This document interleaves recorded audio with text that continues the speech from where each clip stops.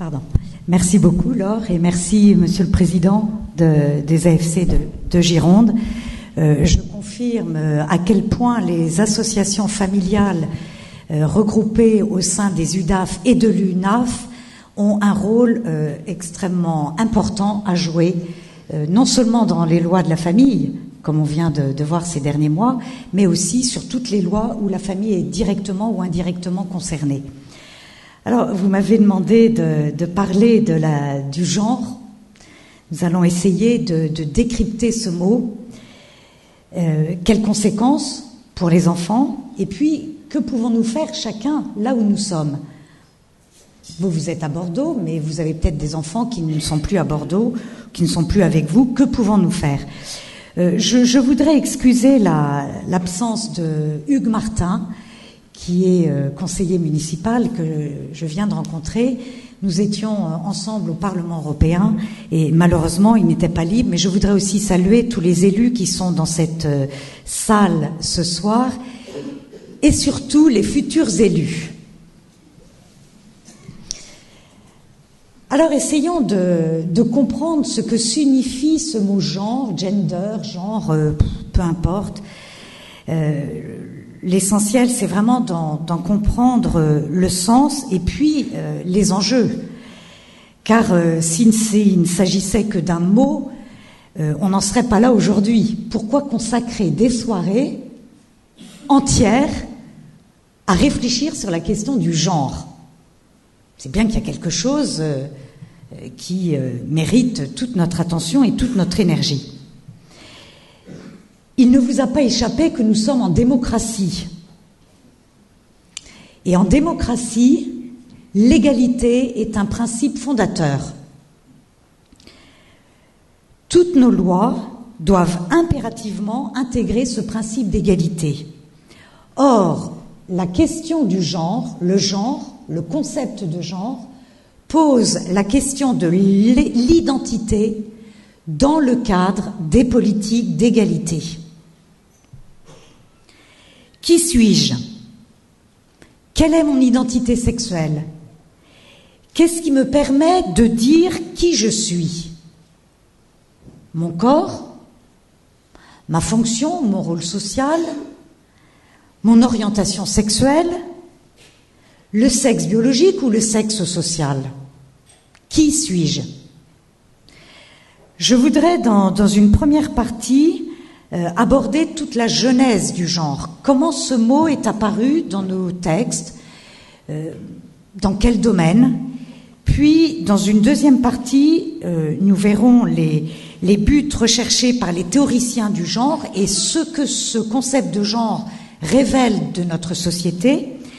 Et enfin, en dernière partie, je dessinerai un chemin d'espérance. Alors, la genèse du genre. Comment ce concept de genre s'est diffusé dans nos sociétés? Car pendant très longtemps, en français, nous n'avons utilisé que le mot « sexe », qui signifie à la fois le sexe biologique ou anatomique et le sexe social, c'est-à-dire le groupe social homme ou femme. Et ainsi, c'était une manière de montrer le lien entre sexe biologique et sexe social. Puis, comme l'anglais s'est imposé dans toutes les instances internationales et européennes, le mot gender a remplacé le mot sexe. Or, en anglais, il existe deux mots. Le mot sexe, sans E, qui se réfère exclusivement à l'anatomie ou à la biologie, et le mot gender qui se rapporte au sexe social. Si vous regardez le site de la Commission européenne, à la page politique d'emploi, vous verrez en français « égalité homme-femme » et sur la même page traduite en anglais, vous verrez « gender equality ». Si bien que traduire « gender » par genre est inexact et imprécis. Alors, comment est né ce concept de genre? Je voudrais parler de la genèse du mot genre. La distinction entre sexe et genre est née vers les années 1950 aux États-Unis à la suite des travaux du psychologue John Monnet. John Monnet a observé le comportement d'enfants intersexués souffrant d'ambiguïté d'organes génitaux, les enfants pseudo-hermaphrodites ou intersexués. Et Monnet a constaté que l'enfant se sent appartenir au sexe qui lui a été assigné à la naissance. Car vous imaginez des parents qui ont un enfant pseudo-hermaphrodite, il faut lui donner un prénom. Et comment on va l'élever? Alors aujourd'hui, on dirait cela n'a plus d'importance. Mais en 1950, cela avait encore de l'importance. Puisque cet enfant n'a pas d'organes génitaux clairement identifiés comme étant garçon ou fille. Et Monnet a introduit une distinction entre le genre relevant du psychologique et du social et le sexe se rapportant au biologique. Première distinction entre sexe et genre. Quelques années plus tard, un psychiatre américain, Robert Stoller, utilisera cette même distinction entre sexe et genre, non plus pour des personnes souffrant d'ambiguïté biologique, mais pour des personnes souffrant de contradictions entre leur sexe biologique ou anatomique et leur ressenti psychique, les transsexuels. Le féminisme américain va s'approprier cette notion de genre pour étudier le rôle social des femmes dans la société et dans l'histoire, les Women's Studies. Puis, plus généralement, pour étudier les rapports sociaux entre les hommes et les femmes. Et enfin, le concept de genre sera étendu aux réalités LGBT, c'est-à-dire lesbiennes, gays, bi et transsexuelles. Je voudrais faire d'ailleurs une parenthèse. Je trouve terrible d'identifier des personnes, quelle que soit leur vie, à partir de sigles LGBT. Et pourtant, c'est le lobby LGBT qui revendique cette appellation. Et je trouve ça terrible. L'histoire du gender se déploie dans le sillage des mouvements féministes américains, d'abord, et de la défense des minorités, notamment sexuelles. C'est ainsi que deux domaines vont être particulièrement concernés par la diffusion du concept de genre: le domaine social au sens large, c'est-à-dire la famille, d'une certaine manière, le travail et la politique, et le domaine de la sexualité, dont les questions quittent la sphère privée pour entrer dans le domaine politique. Alors en France, en particulier depuis la loi Neuwirth sur la contraception en 1967, ou la loi Veil sur l'avortement en 1975, et plus récemment en 1999 à partir de la loi instituant le Pacs, et l'année dernière la loi Taubira, les questions de la sexualité quittent la sphère privée pour entrer dans le domaine politique. Ces deux sphères, le domaine social et le domaine de la sexualité, sont des lieux de libération de la femme d'après les féministes. Les femmes s'émancipent par le travail et par la sexualité, notamment par la maîtrise de la fécondité et la maîtrise de la maternité par la loi Veil sur l'avortement. Le concept de genre sera utilisé pour observer, comprendre, repérer les inégalités, puis pour théoriser jusqu'à l'idéologie pour réinventer le monde. Deux groupes de pression vont se saisir de ce concept de genre: les féministes radicales et le lobby gay. On peut même parler de connivence entre les deux. Et tout à l'heure, je vous disais bien que le concept de genre est né dans les milieux féministes américains. Donc on peut parler de connivence entre les deux groupes de pression dans leur critique de la société patriarcale. Les féministes radicales pour lutter contre la domination de l'homme sur la femme, parce qu'il leur est impossible de considérer la société en dehors du schéma néo-marxiste oppresseur-oppressé, et le lobby gay qui considère que cette société patriarcale maintient la tyrannie de l'hétérosexualité. Nous les appelons les gender féministes ou les féministes du genre. Pour ces groupes de pression, les instances internationales comme l'ONU, le Conseil de l'Europe, le Parlement européen et tant d'autres, l'UNICEF, l'UNESCO, etc., sont des lieux stratégiques pour faire avancer leur cause et élaborer de nouveaux textes juridiques. En 1995, au sommet mondial de Pékin sur la femme, l'ONU utilise pour la première fois le terme de gender dans un texte officiel. Ce sommet sera d'une importance capitale. Imaginez-vous, messieurs, que pour la première fois, l'ONU s'intéressait aux femmes. Donc vous imaginez cet enthousiasme qui est né pour l'organisation du sommet de Pékin. Mais ce sommet de Pékin a été aussi l'occasion de diffuser un nouveau vocabulaire, en particulier le concept de genre, mais aussi les droits sexuels et génésiques. Si vous suivez l'actualité du Parlement européen, peut-être vous souvenez-vous qu'au mois de décembre, les députés européens ont rejeté le rapport Estrela qui portait précisément sur les droits sexuels et génésiques.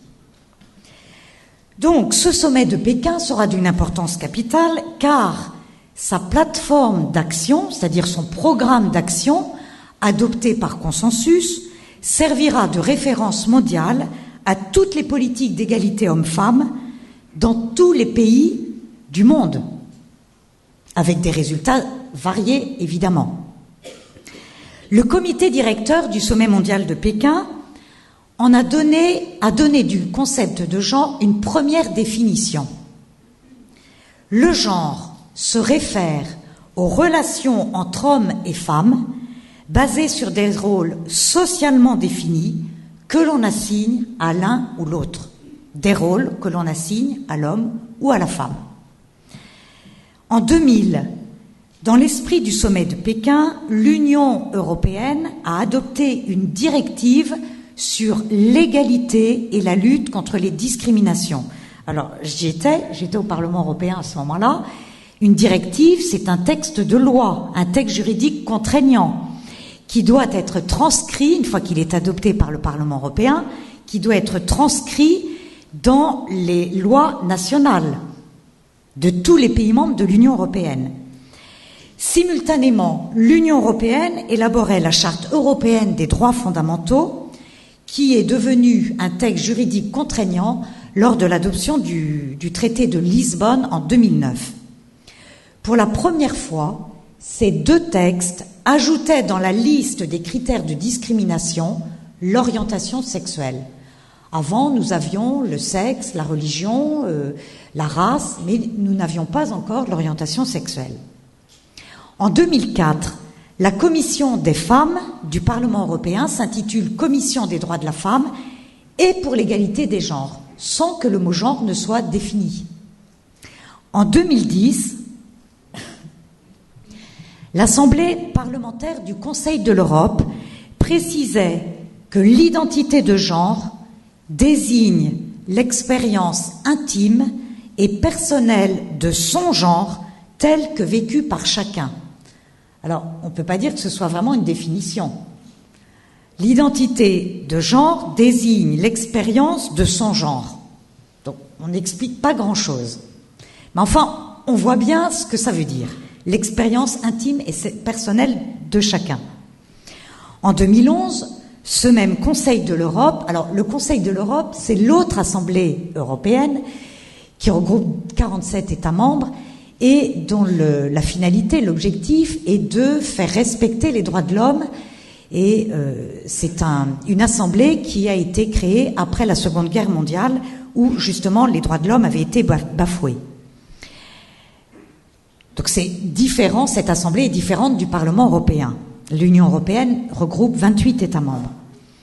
Donc ce même Conseil de l'Europe donne une première définition du genre.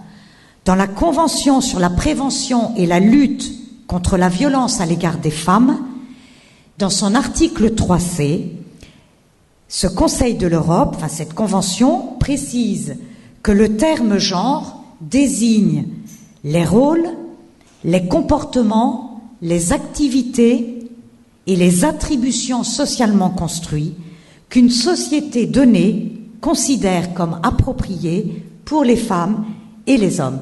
On retrouve un peu l'esprit de la définition du comité directeur de l'ONU. Alors, cette convention européenne est devenue un texte juridique contraignant dès lors que 10 États membres, sur les 47 États membres, ont signé cette convention. La France a signé cette convention. Et il y a 15 jours, l'Assemblée nationale, juste avant les vacances parlementaires, l'Assemblée nationale a ratifié cette convention sur la prévention et la lutte contre les violences faites aux femmes. Dès lors, la convention du Conseil de l'Europe est devenue un texte juridique contraignant. Et comme dans son article 3C, cette convention donne une définition du genre, on peut dire que cette définition est officielle. Mais vous voyez qu'elle est différente de celle dont je vous parlais tout à l'heure. L'identité de genre désigne l'expérience intime et personnelle de chacun. Ce n'est pas la même définition. Vous voyez comme les choses sont difficiles et compliquées. Désormais, dans les textes internationaux et européens, le genre remplace le mot sexe, jugé trop réducteur. Alors qu'en français, précisément, nous avions un seul mot pour deux réalités, la réalité biologique et la réalité sociale, qui étaient liées, qui sont liées.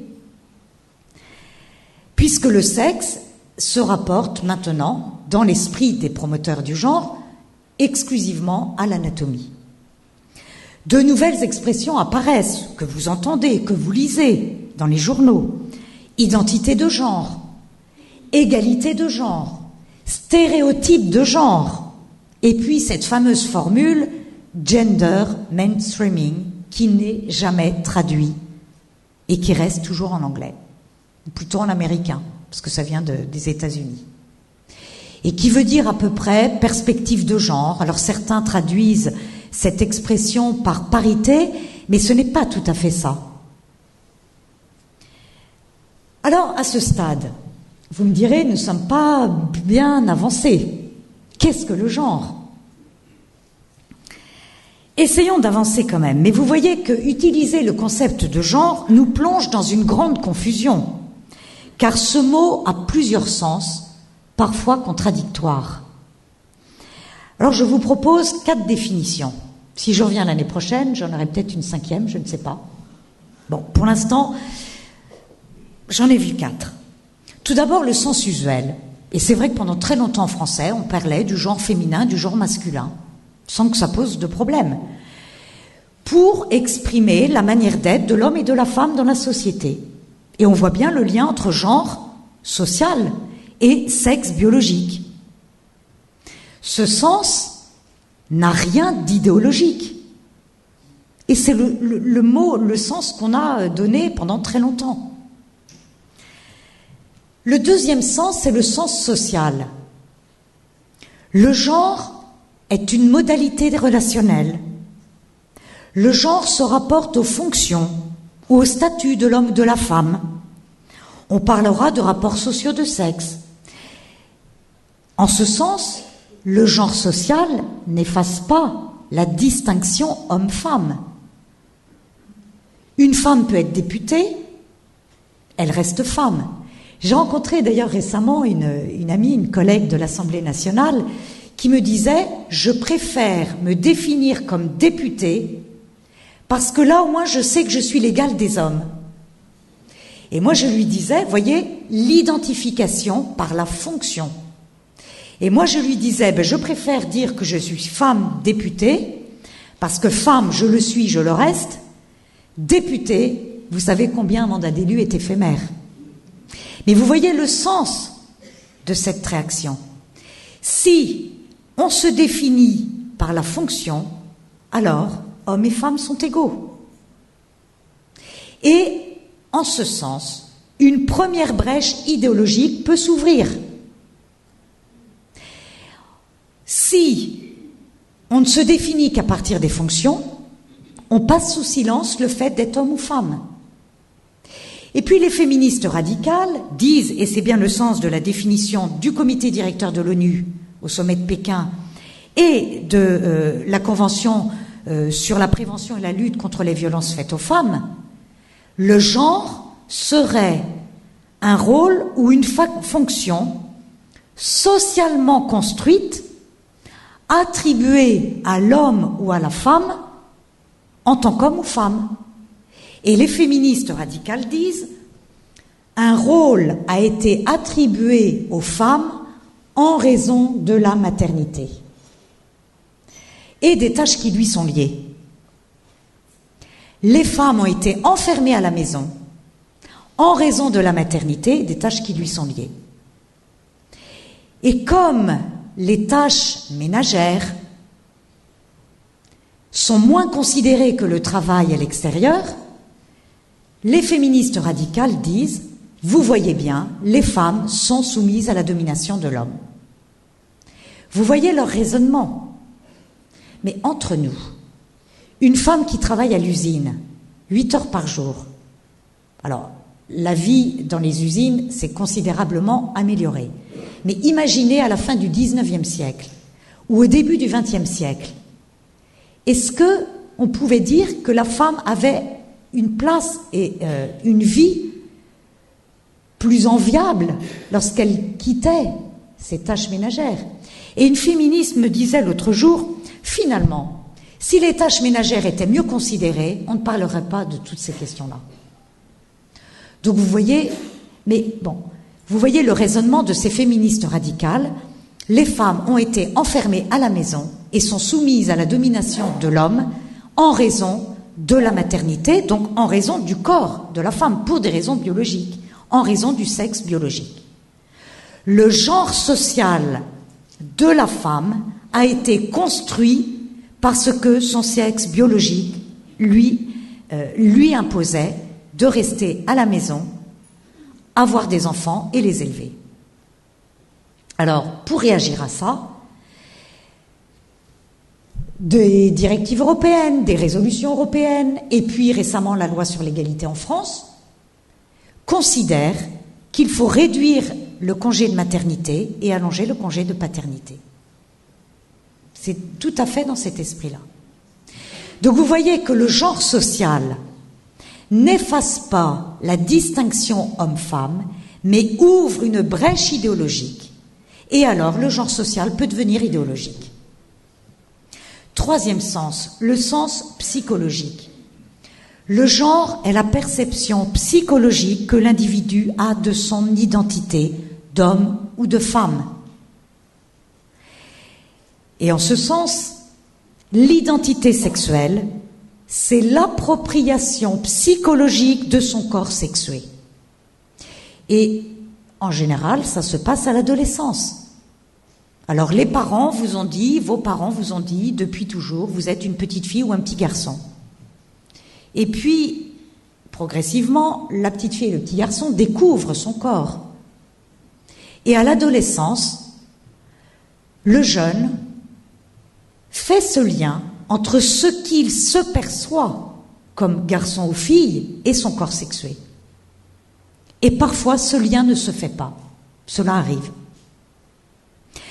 En ce sens, le sens psychologique n'est pas idéologique. Et c'est un passage obligé, l'appropriation psychologique de son corps sexué. Cette réalité de son corps sexué est la découverte ou la certitude que je suis bien ce que mon corps sexué dit que je suis. Mais là aussi, une brèche idéologique peut s'ouvrir. Et j'en viens à ce quatrième sens, le sens idéologique.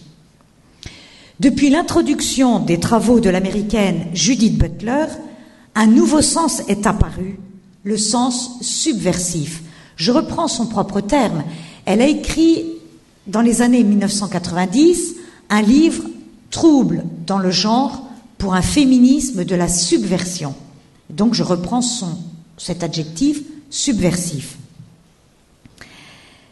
Pour elle, le genre est la perception exclusivement subjective que l'individu a de lui-même, sans lien avec le corps sexué. Vous voyez cette progression dans l'histoire du concept de genre. Distinction entre sexe et genre, dissociation entre sexe et genre. Et là, nous arrivons à une opposition entre sexe et genre. Le genre serait la perception exclusivement subjective que l'individu a de lui-même, sans lien avec le corps sexué. Cette perception subjective suffirait à définir son identité. Alors, non plus comme homme ou femme, qui se rapporte au corps d'homme ou de femme, au corps sexué, mais en tant qu'individu féminin ou masculin, et surtout permettrait à tous ceux qui ont une sexualité variée de se définir selon sa propre perception, soit comme féminin, soit comme masculin, soit comme hétérosexuel, homosexuel, bisexuel ou transsexuel.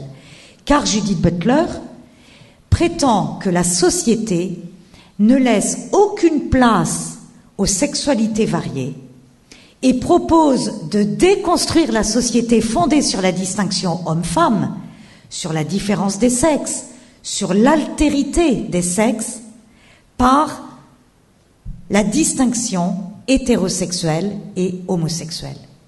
Ainsi, tout le monde aura sa place, dit-elle. Elle propose de remplacer la société fondée sur la distinction homme-femme par une société fondée sur la distinction hétérosexuelle et homosexuelle. C'est une véritable révolution anthropologique. C'est vraiment le point de rupture idéologique, le point de rupture anthropologique. Remplacer la distinction homme-femme par la distinction hétérosexuelle ou homosexuelle.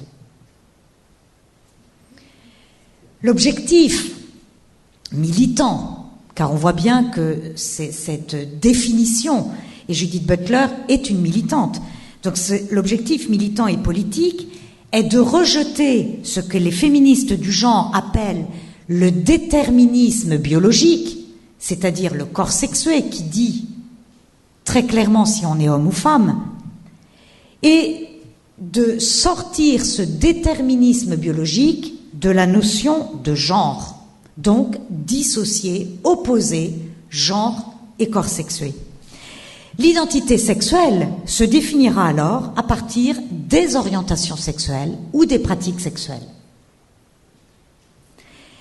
Et vous voyez bien qu'il fallait que l'Union européenne ou la Charte européenne des droits fondamentaux ajoute dans la liste des discriminations l'orientation sexuelle, qui, je le rappelle, relève de la vie strictement privée de chacun. Un jour, en conférence, quelqu'un m'a demandé « Quelle est votre orientation sexuelle ?» Je lui ai répondu « Mais ça ne vous regarde pas. Nous avons l'obligation de respecter chaque personne, quelle que soit sa vie, mais rien ne peut nous obliger à révéler notre vie intime. » Et vous voyez comment la sexualité est entrée dans la vie politique. C'est incroyable, mais ça relève de l'intime de chacun. Je voudrais citer une phrase du livre de Judith Butler. Alors, donc, Judith Butler a écrit ce livre, Troubles dans le genre pour un féminisme de la subversion, et elle propose, elle le dit très clairement dans son introduction. Alors, d'abord, son livre est sorti en 1990. Et il a été traduit en français en 2006. Donc vous voyez que c'est quand même assez tardif. Et on peut dire qu'en France, même si Judith Butler n'est pas la seule féministe du genre à écrire des livres, il y a par exemple Monique Wittig ou Teresa de Lauretis, mais elle est devenue l'égérie du gender, parce qu'elle est citée, et d'ailleurs à Bordeaux, on la connaît, car l'année dernière, ou il y a 2 ans, en 2012, elle a reçu cette distinction de docteur honoris causa par l'université de Bordeaux, alors je ne sais plus laquelle, Bordeaux 2, Bordeaux 3. Bon. Donc elle est venue à Bordeaux pour recevoir cette distinction. Alors, Judith Butler, dans son introduction, propose d'élaborer une politique féministe qui ne soit pas fondée sur l'identité féminine. Vous avez bien suivi? Une politique féministe qui ne soit pas fondée sur l'identité féminine. Et oui, on comprend pourquoi. Parce que l'identité féminine maintient la distinction homme-femme. Donc, maintient dans la pensée des féministes radicales et du lobby gay la domination de l'homme sur la femme et la norme de l'hétérosexualité. Elle veut sortir de ce schéma-là. Je vous cite une phrase de son livre, page 68 de son livre « Troubles dans le genre ». Lorsqu'on théorise le genre comme une construction qui n'a rien à voir avec le sexe, le genre devient lui-même un artifice flottant. Un artifice flottant. Ce qui implique que homme et masculin pourraient tout aussi bien désigner un corps masculin qu'un corps féminin. Ce qui signifie que femme et féminin pourraient tout aussi bien désigner un corps masculin qu'un corps féminin. Voilà, en quelques mots, résumé la pensée de Judith Butler. Alors, elle joue avec les mots. On peut être homme avec un corps de femme, on peut être masculin avec un corps de femme. Et être femme avec un corps d'homme ou masculin avec un corps d'homme. Judith Butler ouvre le champ des genres possibles. Donc il y a toute une variété de genres possibles. Sylvia Nagasinski, qui est philosophe et épouse de Lionel Jospin, a écrit plusieurs livres, et en particulier son dernier est intéressant. Il s'intitule « Femmes entre sexe et genre » et elle analyse la pensée de Judith Butler. Elle dit ceci: « Les genres dépendraient de la diversité des conduites sexuelles sans rapport avec la distinction homme-femme. » Donc vous voyez cette définition du genre, ce sens idéologique du genre, qui est en opposition avec le corps sexué. Les genres dépendraient de la diversité des conduites sexuelles sans rapport avec la distinction homme-femme. C'est une véritable révolution anthropologique. L'anthropologie étant l'étude de l'humanité qui est à la fois constituée d'hommes et de femmes. Alors, vous voyez, à partir de ces différents sens, que les études de genre ne forment pas un ensemble homogène. Tout dépend du sens que l'on donne au mot genre. Les études de genre sont intéressantes pour explorer l'évolution des rapports sociaux entre les sexes, la place respective des hommes et des femmes, la place des hommes et des femmes dans l'organisation sociale, professionnelle, politique. Les études de genre peuvent être intéressantes pour repérer les causes d'inégalités injustes. Alors, si je parle d'inégalités injustes, c'est qu'implicitement je reconnais qu'il existe des inégalités justes. Eh bien oui. Le congé de maternité, par exemple, n'est pas égal au congé de paternité. C'est une inégalité juste. Car porter un enfant pendant 9 mois, ce n'est pas la même chose que d'accompagner sa femme qui est enceinte. Ça n'est pas la même chose. Donc il y a dans notre société des inégalités injustes. Mais s'il existe des inégalités, il existe dans notre société des inégalités justes. Mais s'il existe dans notre société des inégalités injustes, alors il faut tout faire pour y remédier.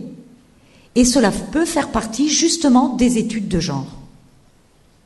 Les études de genre peuvent aussi être l'occasion de valoriser l'apport spécifique de l'un ou l'autre sexe. Mais ces études ont en fait dérivé le plus souvent vers d'autres objectifs. Il s'agit en effet maintenant de former les jeunes et les jeunes enfants dès les classes de maternelle à une égalité indifférenciée et à lutter dès le plus jeune âge contre les discriminations, toutes les discriminations, stéréotypes de sexe, stéréotypes de genre et l'homophobie. Ce sont des recommandations des instances internationales reprises en France comme dans tous les États membres de l'Union européenne. Par exemple, le programme d'action gouvernementale contre les violences et les discriminations commises à raison de l'orientation sexuelle ou de l'identité de genre. Je ne suis pas sûre d'ailleurs que ce soit très français, à raison. Bon.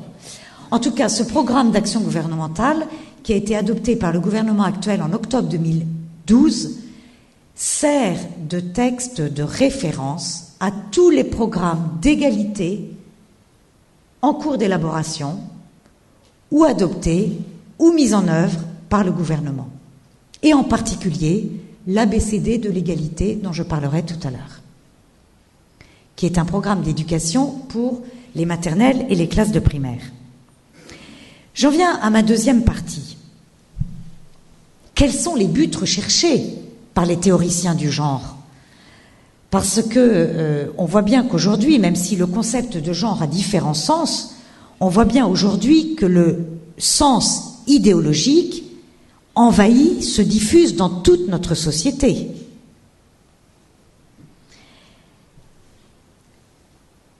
Eh bien, nous pouvons repérer 3 buts. Le premier, c'est de répondre à la quête d'égalité. Et l'égalité homme-femme va servir de modèle à l'égalité hétérosexuelle et homosexuelle. Enfermer la femme et l'homme dans leur identité de femme et d'homme revient à maintenir les causes d'inégalité parce que nous sommes dans une société patriarcale où l'homme domine la femme. Alors, cette critique de la société patriarcale revient en permanence. Et également la domination, enfin la tyrannie de la majorité, l'hétérosexualité. Au fond, les féministes du genre n'arrivent pas à penser ensemble égalité et différence, car pour elles, les relations entre les individus ou entre les hommes et les femmes ne sont que des relations de pouvoir. On voit toute la marque, l'empreinte de la pensée marxiste. Rapport de pouvoir, oppresseur, oppressé. Puisque le corps sexué est objectivement différent chez l'homme et la femme, elles l'ignorent, le mettent et mettent en avant le genre, choisi par l'individu, quelles que soient les circonstances. Les individus seront égaux lorsque l'indifférenciation entre les sexes sera une réalité, on pourra alors parler d'égalité réelle. Deuxième but, il s'agit de se libérer des contraintes de la nature. Personne n'a choisi son corps sexué. Personne. Mais on n'a pas choisi non plus nos parents, ni le pays dans lequel on est né. Ce sont des contraintes, en effet. Les féministes du genre veulent sortir du naturalisme. Alors qu'est-ce que c'est que le naturalisme? C'est une idéologie aussi. C'est une idéologie qui consiste à dire que l'identité des individus serait exclusivement définie par le corps, c'est-à-dire par la biologie ou par l'anatomie. On est homme ou femme parce qu'on a un corps sexué d'homme ou de femme. Et les féministes du genre veulent sortir de ce naturalisme. Et là, je suis d'accord avec elles. Car si nous étions des animaux, alors oui, nous serions dans un déterminisme naturel. Mais nous sommes des personnes humaines, douées d'intelligence, libres. Et donc, nous sommes marqués par notre corps, mais nous sommes aussi marqués par l'environnement, par la famille dans laquelle nous sommes nés, par la culture dans laquelle nous vivons et tout cet environnement laisse une empreinte dans notre identité, non pas dans le corps sexué, qui lui est clairement défini comme homme ou femme, mais dans notre identité de personne. Et c'est là où on voit le lien entre nature et culture, entre l'inné et l'acquis. Entre l'inné que nous recevons, qui nous est donné, et l'acquis qui nous est donné par la culture, dans l'environnement dans lequel nous vivons. Et le propre de la personne humaine, c'est justement de faire le lien entre l'inné et l'acquis, entre la nature et la culture. Sinon, nous ne serions que des animaux. Pour les féministes du genre, donc, le corps sexué est une contrainte qui, disent-elles, les empêche d'être libres, parce qu'on ne choisit pas son corps sexué. Pour sortir de l'oppression, pour sortir de la domination de l'homme sur la femme, n'oublions pas qu'elles prétendent que la société impose un rôle aux hommes ou aux femmes. Donc pour sortir de l'oppression, les féministes du genre proposent de s'affranchir de la nature pour s'affranchir des différences. Puisque le corps sexué montre très clairement une différence chez l'homme et chez la femme, elles proposent de sortir de ces différences en s'affranchissant de la nature. Donc en mettant de côté le corps sexué. Elles ne disent pas, et Judith Butler ne dit pas que le corps sexué n'existe pas. Elles disent, et Judith Butler en particulier, prétend que le corps sexué ne dit rien sur l'identité de l'individu. Tout à l'heure, je vous disais que la question du genre pose la question de l'identité. Qui suis-je ? Judith Butler prétend que le corps ne dit rien ne peut pas répondre à cette question. Le corps sexué et le sexe biologique sont des contraintes qui figent l'homme et la femme dans leur identité de l'homme et de la femme, disent les féministes du genre. Et c'est ce qu'elles appellent les stéréotypes. Elles proposent donc de sortir de cette contrainte, de mettre le corps sexué de côté et de s'identifier qu'à partir du genre. On ne choisit pas son corps, on choisit son genre. Et donc, on a une impression de liberté. Le troisième but est de s'autodéterminer. Nous voyons bien la question. Le genre seul, c'est-à-dire le genre social, par exemple, la fonction ou le genre psychologique, peut-il définir l'individu ? Le corps seul peut-il définir l'individu ? De la réponse dépend le rôle et la place des hommes et des femmes dans la société. Pour tenter de répondre à la question, les féministes du genre entrent dans un jeu de déconstruction-reconstruction. Déconstruction par rapport au corps sexué et reconstruction à partir de la volonté de l'individu. Jeu de déconstruction-reconstruction qui permettra à chacun de s'identifier comme individu genré. Le droit suprême de l'individu, c'est le droit à être moi. Je suis ce que je veux être. On voit bien là la pensée de Jean-Paul Sartre, l'existentialisme. Et d'une certaine manière, en France, Simone de Beauvoir a introduit ce sens subversif du genre, lorsqu'elle disait « on ne naît pas femme, on le devient ». Alors, on retrouve cette phrase très belle, cette maxime « homme devient ce que tu es ». Vous voyez la différence entre les deux.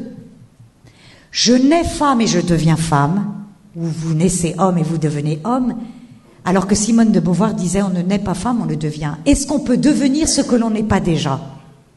Mais comme la personne humaine vit dans le temps, elle est et elle devient ce qu'elle est.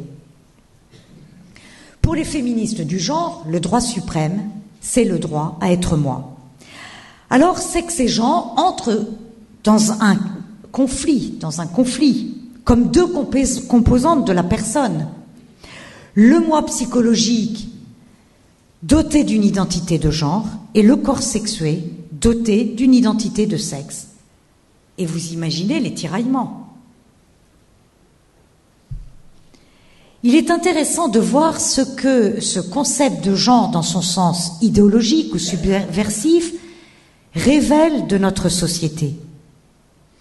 Tout d'abord, l'individu devient sa propre mesure. Le sens idéologique du genre marque une rupture anthropologique, je vous l'ai dit tout à l'heure. En tentant de sortir des contraintes de la nature, le corps sexué par exemple, le genre donne l'illusion d'un choix sur son identité. Je choisis mon genre, je ne choisis pas mon corps sexué. Mais aussi un choix sur sa pratique sexuelle qui doit être respectée par la société et par la loi, quitte à reformuler les droits fondamentaux de l'homme, non plus comme homme ou femme, mais selon les réalités LGBT, c'est-à-dire en tant qu'hétérosexuel ou bisexuel ou transsexuel. L'idéologie du genre révèle la toute-puissance de l'individu. L'individu ne se reçoit plus d'un transcendant. Alors si on est croyant, c'est Dieu, Yahvé, Allah. Pour les francs-maçons, le grand horloger. Pour le philosophe, l'être premier. Pour les scientifiques, le Big Bang. Bref, l'individu ne se reçoit plus d'un transcendant, il se reçoit de lui-même. Il devient sa propre mesure et la mesure du monde. Rien ne doit lui résister, ni le réel, ni la loi. Ni le réel, ni la loi. Le réel est une contrainte. Et la loi doit suivre ses revendications. Le deuxième aspect que le concept de genre, dans son sens idéologique, révèle de notre société, c'est une conception positiviste de la nature. Alors, je m'explique. Notre société ne regarde plus le sens des êtres et des choses, mais à quoi ils servent. C'est très étonnant. Peut-être avez-vous noté, lorsque le président de la République a annoncé qu'il allait rendre visite au pape François, un chef religieux d'une église, d'une religion qui existe sur tous les continents. Il a dit ceci: ça peut être utile. C'est terrible. On ne rencontre pas quelqu'un parce que ça peut être utile. On rencontre quelqu'un parce qu'il est d'abord une personne et il est le représentant d'une religion qui existe dans tous les continents. Donc vous voyez, tout ceci traduit notre conception positiviste de la nature. À quoi ça sert ? À quoi ça sert d'être un homme ou une femme ? Cette vision de la société nous empêche de voir la personne dans tout son être, dans sa totalité unifiée, d'où une conception fonctionnaliste de la société. Les individus sont réduits à des fonctions ou à un rôle social, et la femme est enfermée dans un rôle social en raison de sa maternité. Vous voyez, je reviens à ce que je disais tout à l'heure sur le sens social. Par exemple, la fonction de parent est considérée du point de vue de la fonction éducative et non plus dans son sens réel et symbolique dans l'engendrement, comme père et mère. Or, être parent, c'est un état avant d'être une fonction, et seuls l'homme et la femme, ensemble, peuvent engendrer. Comme père et mère. Les féministes du genre rejettent cette conception de la parenté comme survivance de l'altérité et de la différence des sexes.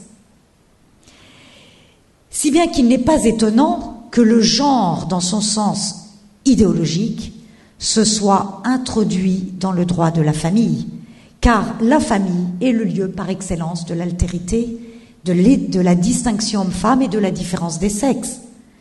Non pas tant à cause du mariage, mais en raison de la filiation. Seuls l'homme et la femme ensemble peuvent engendrer comme père et mère. Tout ceci conduit à l'indifférenciation des fonctions. Mais pourquoi vous dites qu'être père, c'est différent d'être mère? Un père de famille peut donner un biberon. Il peut changer un enfant tout nouveau-né. Certes, les tâches peuvent être accomplies par le père comme par la mère. Enfin, je parle aux tâches liées à la maternité. Mais les fonctions paternelles et les fonctions maternelles ne sont pas identiques. Et cette indifférenciation des fonctions conduit à l'indifférenciation des sexes. Et enfin, nous pourrons parler d'égalité réelle.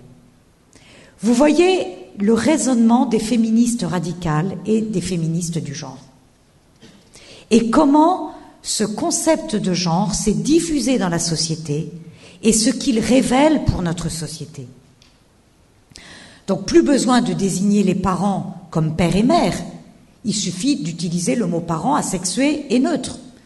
Plus besoin de désigner les époux comme mari et femme, il suffit de les appeler époux indifférenciés et neutres. On est dans un regard utilitariste. À quoi ça sert? Et vous voyez que dans ce contexte, le programme ABCD de l'égalité trouve tout son sens, si on peut dire, dans l'esprit des féministes du genre et des théoriciens du genre dans les écoles maternelles et primaires. Alors, concernant le programme ABCD de l'égalité, il a été dit, et peut-être encore maintenant, que le genre allait être enseigné à l'école. Vous avez sans doute entendu ça. Le genre va être enseigné à l'école. Il n'en a jamais été question. Jamais. Alors retirez ça très vite de votre tête. Il n'a jamais été question d'enseigner le genre à l'école. De quoi s'agit-il? Je vous passe les détails de l'amendement de Madame Sommaruga, etc., sur l'école qui doit créer les conditions de l'éducation à l'égalité de genre. En fait, il s'agit, dans le programme d'éducation ABCD de l'égalité, d'introduire, d'éduquer nos enfants à l'égalité de genre. Et vous voyez la distinction subtile entre enseignement et éducation. S'il s'agissait d'un enseignement, vous prenez un livre, un chapitre, et on enseigne le genre. Et après tout, pourquoi ne pas le faire en philosophie ou en sociologie, à condition de donner des clés de discernement aux jeunes? On peut très bien enseigner la doctrine marxiste en sociologie ou en philosophie sans faire des élèves des marxistes, à condition de donner des clés de discernement aux jeunes. Dans le programme d'éducation ABCD de l'égalité, il ne s'agit pas du tout de cela. Il s'agit d'éduquer les jeunes à l'égalité de genre sans le dire, car l'avant-projet qui avait été dévoilé au printemps 2013 incluait le mot genre. Si vous regardez le programme ABCD de l'égalité, et c'est toute l'astuce du ministre de l'Éducation nationale, le programme ABCD de l'égalité ne cite jamais le mot genre. Monsieur Payon impose le genre sans le dire, comme Monsieur Jourdain faisait de la prose sans le savoir. Alors comment ce concept de genre va se diffuser dans les écoles? À partir de 3 leviers. La lutte pour l'égalité, la lutte contre les stéréotypes, la lutte contre l'homophobie. Et ces mots sont piégés. Alors déjà, vous voyez que c'est la lutte. On ne peut pas dire qu'avec ce mot, on crée des conditions de paix dans l'éducation, dans les écoles maternelles et primaires. Si déjà il s'agit de lutter contre les stéréotypes ou pour l'égalité. Qui est contre l'égalité? Personne. Mais de quoi s'agit-il? Si l'égalité, c'est l'indifférenciation des sexes, alors c'est plus de l'égalité. On ne peut pas parler d'égalité pour des réalités identiques, semblables. On ne peut parler d'égalité que pour des réalités différentes. Et vous voyez bien qu'il est impossible aux féministes du genre de penser ensemble égalité et différence. Quand la loi Taubira a été adoptée, le Conseil constitutionnel a été saisi. Et le Conseil constitutionnel a dit ceci. Alors, il s'agissait de l'accès à la PMA et la GPA, la procréation médicalement assistée, la gestation pour autrui. Le Conseil constitutionnel a déclaré que le principe d'égalité n'était pas remis en cause si un traitement différent s'adressait à des circonstances différentes. C'est ça l'égalité. Traiter différemment des situations différentes. On ne remet pas en cause l'égalité si le traitement est différent parce que les circonstances ou les situations sont différentes. Mais dans l'esprit de M. Peillon, c'est pas du tout ça. Et d'ailleurs, on voit bien que dans le programme d'éducation de l'égalité, il s'agit par exemple d'éviter que les petites filles jouent à la poupée ou les petits garçons jouent aux voitures, et il s'agit d'apprendre, alors je cite Madame Vallaud-Belkacem, il s'agit d'apprendre aux petits garçons les gestes de la vie quotidienne, c'est une façon de préparer les futurs pères au partage des tâches. Je cite une interview de Madame Vallaud-Belkacem dans Le Point du 20 juin 2013. Au secours, ils ont tout le temps de s'y mettre, s'il s'agit de ça. Donc vous voyez, l'égalité par indifférenciation. Lutter contre les stéréotypes de genre. Qui peut accepter d'être enfermé dans des stéréotypes? Personne. Personne. Mais dans l'esprit du programme ABCD de l'éducation, les stéréotypes représentent tout ce qui, directement ou indirectement, se réfère à l'homme ou à la femme, à l'identité de l'homme et de la femme.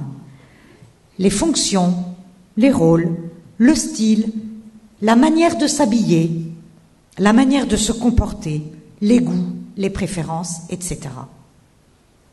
Il faut lutter contre les stéréotypes de genre en supprimant tout ceci et en uniformisant tout ceci. Les fonctions, les rôles, la manière d'être. D'où la mode androgyne aujourd'hui. Alors à Bordeaux, c'est un peu différent, mais aller à Paris, il y a une différence entre la province et Paris, c'est clair. Mais à Paris, la mode androgyne, dans certains quartiers, existe. Et enfin, il s'agit aussi d'apprendre aux tout petits de lutter contre l'homophobie. Qu'est-ce que c'est que l'homophobie? Qui peut accepter l'homophobie? Personne.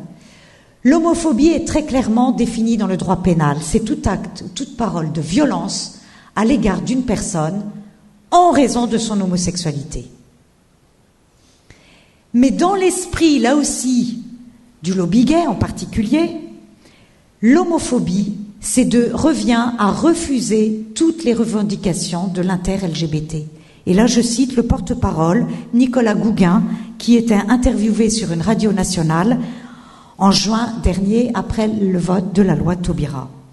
Donc vous voyez, à partir de ces trois leviers, d'une manière sournoise, imperceptible, car rien n'est écrit de clair dans le programme d'éducation ABCD de l'égalité, le genre, dans son sens idéologique, va s'imposer dans les écoles sans qu'on le dise. Je conclus. Que faire? Mais bon, il y aura des questions, donc je répondrai au fur et à mesure aux questions sur ce que nous pouvons faire. Mais déjà, une première piste. Et je voudrais, à partir de tout ce que j'ai dit, qui est grave, alors avoir peur, évidemment, on peut avoir peur, mais vous savez, la peur n'est jamais bonne conseillère. Donc, que faire? Réagir, bien sûr. Je verrai deux niveaux d'action.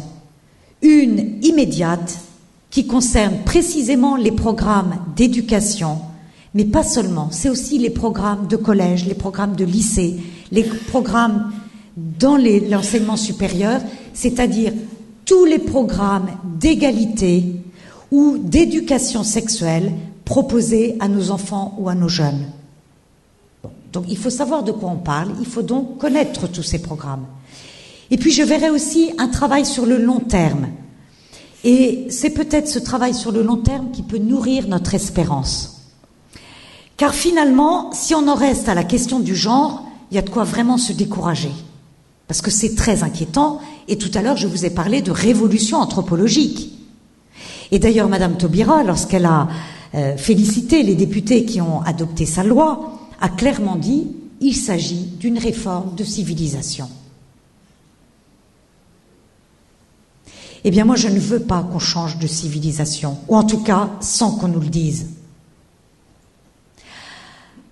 Alors on peut réagir avec vigueur, mais aussi on peut essayer de répondre aux questions posées par l'idéologie du genre. Et ça, c'est un travail qui va nous demander de l'énergie et du temps. Je vois principalement deux questions. La première question posée par l'idéologie du genre, c'est l'unité de la personne humaine. Vous avez vu que tout au long de ce que je vous ai dit sur le genre, je parlais des individus. L'individu, c'est l'être humain replié sur ses propres intérêts, ses propres revendications.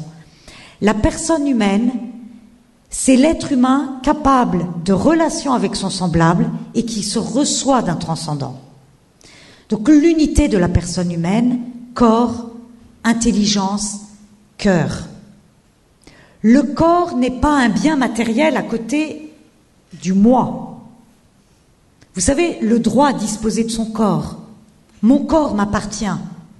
Non, je suis mon corps, je suis mon intelligence, je suis mon cœur. Et très clairement, les féministes du genre ont un vrai problème avec le corps sexué qui dit quelque chose de la personne, mais qui ne dit pas le tout de la personne, parce que pour elles, le corps sexué est une contrainte. La deuxième question, c'est la question de l'homme, de l'unité de l'homme et de la femme. Il n'existe qu'une seule nature humaine. Les féministes du genre nous disent « Ah oui, mais vous considérez que la femme a une nature de femme et l'homme une nature d'homme et ils n'auraient pas la même nature. » Non. Il n'existe qu'une seule nature humaine, mais qui ne s'exprime jamais selon le mode neutre, mais selon le mode homme ou selon le mode femme. Si bien que ni l'homme seul, ni la femme seule ne disent ce qu'est l'humanité. Mais ensemble, l'homme et la femme disent ce qu'est l'humanité, dans l'unité des deux. Dans l'unité des deux. C'est parce que l'homme et la femme sont corps et esprit qu'ils sont égaux en dignité et en droit. Ils ont la même humanité, ils sont l'un et l'autre intégralement humains. Il n'y a pas un qui est moins humain que l'autre. Les théoriciens du genre ont tenté de répondre à la quête d'égalité par le faire et l'agir, par les actes, par les fonctions, par les comportements. Alors si l'homme et la femme ont les mêmes fonctions, ils seront égaux. Si le père passe le même nombre d'heures à la maison, alors ils seront enfin égaux. Si la femme accède au même poste de responsabilité, alors ils seront égaux. Voyez, par le faire et l'agir, par les fonctions. L'égalité de l'homme et de la femme se situe à un autre niveau qu'ils n'ont pas vu ou n'ont pas voulu voir. L'égalité de l'homme et de la femme se situe dans l'unité des deux, qui transcende ces aspects, c'est-à-dire ces comportements, ces rôles, ces fonctions, et qui dispose aux dons les corps, les intelligences et les cœurs. Si bien que leurs différences ne sont pas des différences absolues, ils ont la même humanité, ils ont la même nature humaine. La différence de l'homme et de la femme est une différence relative à la procréation. Mais cette différence relative laisse une empreinte dans toute la personne de l'homme et de la femme, corps, intelligence et cœur, et psychologie, etc. Ce nouveau regard sur la femme et sur l'homme, dans leur totalité unifiée, permet de construire une société pacifiée, et non pas une société de violence et de rivalité, de lutte contre ou de lutte pour. Une société pacifiée où la coopération et la communion, surtout vrai dans le mariage, remplacent la rivalité et la compétition. Une société où l'homme et la femme sont capables d'une œuvre commune pour eux-mêmes dans le couple, enfin pour eux-mêmes, c'est-à-dire pour l'autre dans le couple, pour leurs enfants dans la famille, pour le bien de la société et dans la vie professionnelle, et enfin pour le bien commun dans la vie politique. Mais cette œuvre commune de l'homme et de la femme exige le sens du service, le don de soi et cet amour reçu et donné. Vous voyez comme on est loin de cette rivalité et de ces revendications dont on nous rebat les oreilles chaque jour. Dans ce long chemin de l'éducation, car c'est un travail d'éducation, l'unité de la personne et l'unité de l'homme et de la femme, la famille est précisément le lieu privilégié de toutes ces découvertes. Car elle est le lieu par excellence des premiers apprentissages de la vie en société, de la découverte des générations, de la découverte de l'altérité de l'homme et de la femme, de la découverte des différences également. En ce sens, la famille est la cellule fondatrice de la société. C'est la raison pour laquelle on ne peut toucher aux droits de la famille qu'avec une extrême prudence. Et le ministre de la Justice, par sa loi l'année dernière sur le mariage, a pris de gros risques. On ne touche aux droits de la famille qu'avec une main tremblante, disait le doyen Carbonnier. Ainsi, le débat sur le gender, même s'il est grave, même s'il est angoissant, car il s'agit d'une révolution anthropologique, peut être aussi une opportunité qu'il faut saisir, car il peut être l'occasion d'une redécouverte d'un bien si précieux dans notre société. Cette liberté de recherche en dehors de tout dogmatisme, en dehors de toute idéologie, et ce long éveil de la conscience qui nous apprend à regarder la personne humaine dans son unité, dans son intégralité, un regard en vérité, et à considérer l'homme et la femme dans l'unité des deux, c'est-à-dire dans la complémentarité de leur être, avant d'être une complémentarité des fonctions ou des rôles. Ce sont les conditions d'une société de paix, et finalement le meilleur service, service que nous pouvons donner à nos enfants et à nos contemporains, c'est d'être nous-mêmes des hommes et des femmes heureux. Merci.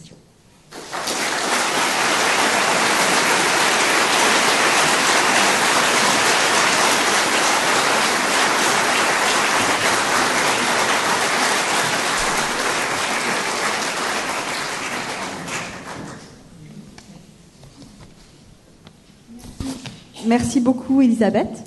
Est-ce qu'il y a